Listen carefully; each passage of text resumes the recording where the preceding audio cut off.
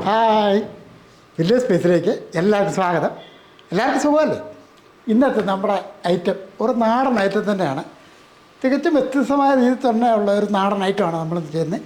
ചക്കക്കുരു ഈ ചക്കമളൻ്റെ കൂഞ്ഞിയില്ലേ, ഇതും കൊണ്ട് ഒരു വറുത്തരച്ച തോരൻ.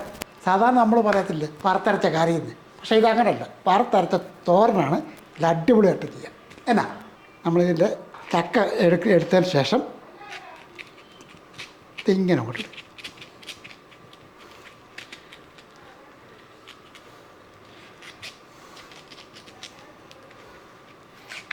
ഞാൻ കളഞ്ഞേക്കാം.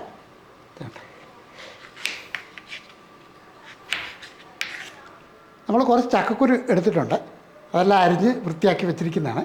ഇനി ഇത് മടലൂടെ എടുക്കുന്നതേ ഉള്ളൂ. ഇതുണ്ട്, നമ്മൾ ഇതിൻ്റെ മുള്ളിൻ്റെ ആ വശം കളയണം. എന്നിട്ട് ഇതിനകത്തുനിന്ന് ഇങ്ങനെ കൈ മുറിയാതെ ഇത് ഇതൊക്കെ കണ്ടിച്ചെടുക്കണം. ഇതാ എടുക്കേണ്ട, ഇത് കളയണം. ഇപ്പം നമ്മൾ ആവശ്യത്തിനുള്ള എടുക്കണം ഇതേപോലെ. ഇനി ഇത് നമുക്ക് ഒന്ന് അരിഞ്ഞെടുക്കാം. ഇത് ചെറിയ ചതുര കഷ്ടങ്ങളായിട്ട് ഇങ്ങനെ അങ്ങോട്ട് അരിഞ്ഞിട്ട് ചെറിയ ചെറിയ കഷ്ണങ്ങളായിട്ട് നമുക്ക് അരിഞ്ഞെടുക്കണം.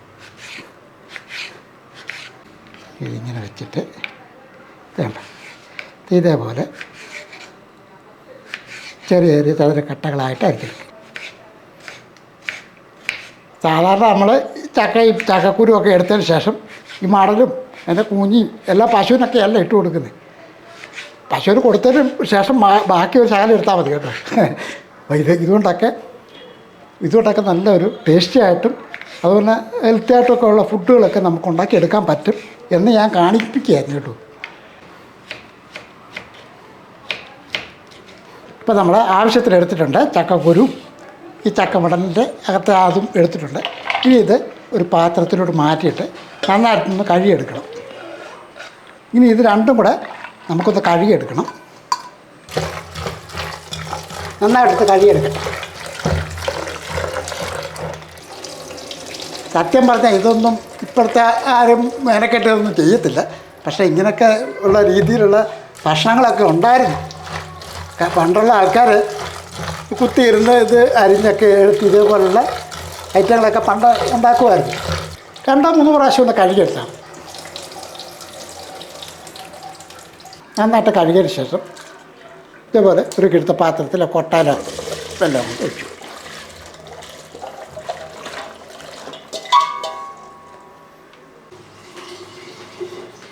ഇപ്പം നന്നായിട്ടത് കഴുകിയിട്ട് കൊട്ടയ്ക്കകത്തിരിക്കുകയാണ്.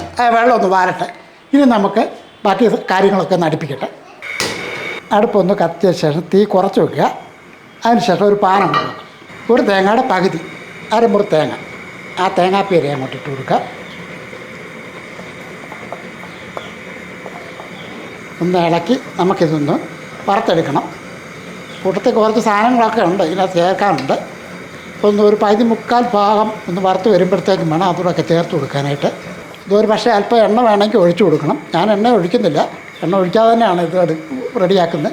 പിന്നെ വേറെ എൻ്റെ കൈവിടാതെ ഇത് ഇളക്കി കൊടുക്കുകയും വേണം. ഒരുപോലെ തന്നെ അത് തേങ്ങ ഒന്ന് മൂപ്പിച്ചെടുക്കണം. ഇപ്പം നമ്മുടെ തേങ്ങയൊക്കെ ഇതേപോലെ ഒന്ന് ചുമന്ന് വരുന്നുണ്ട്. ഈ സമയത്ത് തന്നെ നമുക്ക് കുറച്ച് പൊടികളൊക്കെ ഇട്ട് കൊടുക്കാം. തീ ഏറ്റവും കുറച്ച് വെക്കുക. ഇനി നമുക്ക് ഇതിൻ്റെ അകത്തോട്ട് 2 ടീസ്പൂൺ കാശ്മീരി മുളക് പൊടിയും കൂടെ അങ്ങോട്ട് ഇട്ട് കൊടുക്കാം. ഇതേപോലെ.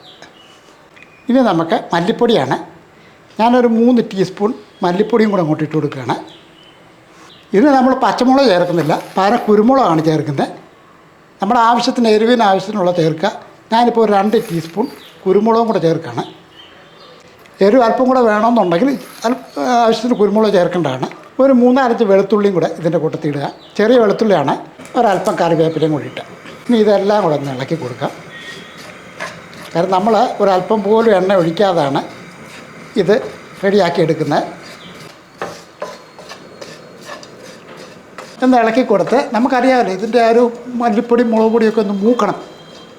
അപ്പോൾ അതിൻ്റെ ഒരു മണം വരില്ല. ആ സമയം വരെ ഒന്ന് ഇളക്കി കൊടുക്കുക.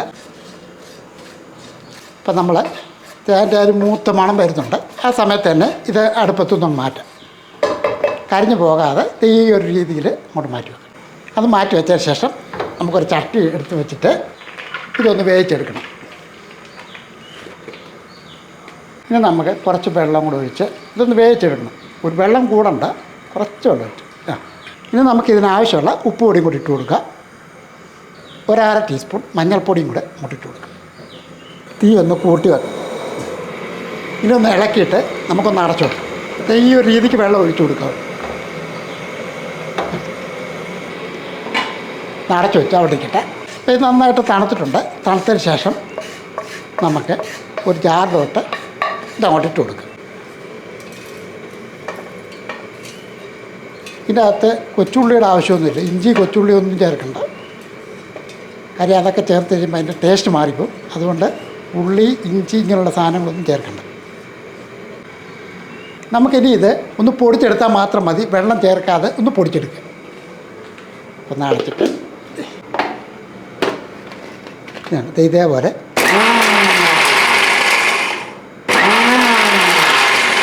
ഇങ്ങനെ ഒന്ന് നിർത്തി ഓണാക്കിയാൽ മാത്രം മതി. നമുക്ക് നോക്കാം. പൊടിഞ്ഞൊന്ന് വേണ്ട. ഇതേപോലെ ഒന്ന് പൊടിച്ചെടുക്കുക. ഇപ്പോൾ ഏകദേശം ഒരു 10-12 മിനിറ്റ് ആയിട്ടുണ്ട്. നമുക്കൊന്ന് തുറന്ന് നോക്കാം. വെള്ളമൊക്കെ ഒന്ന് പറ്റി വരുന്നുണ്ട്. നമുക്ക് ഈ സമയത്തൊന്ന് ഇളക്കി നോക്കിയിട്ട് 1-2 കഷ്ണം എടുത്ത് നോക്കാം. ചക്കക്കുരുവൊക്കെ വെന്തോ നോക്കണ്ടേ. നോക്കട്ടെ. ചക്കക്കുരുവൊക്കെ നല്ലപോലെ വെന്തിട്ടുണ്ട്.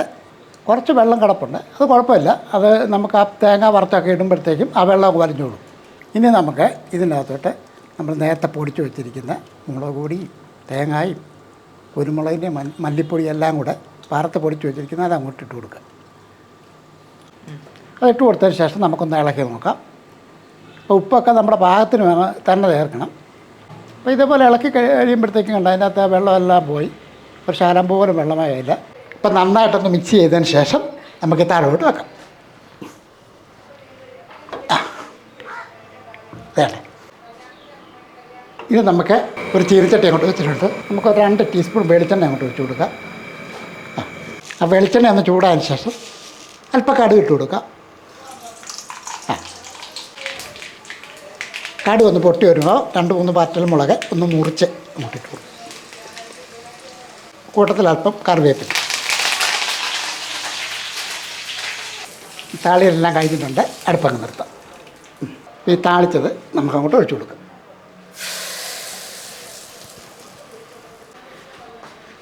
ഒന്ന് ഇളക്കി കൊടുത്തിട്ട് ഇതിന് പ്രത്യേകിച്ച് ചോറൊന്നും വേണമെന്നില്ല. അല്ലാതെ തന്നെ നമുക്ക് കഴിക്കാവുന്നതാണ്. നല്ല രുചികരമായ ഒരു ഐറ്റമാണ്.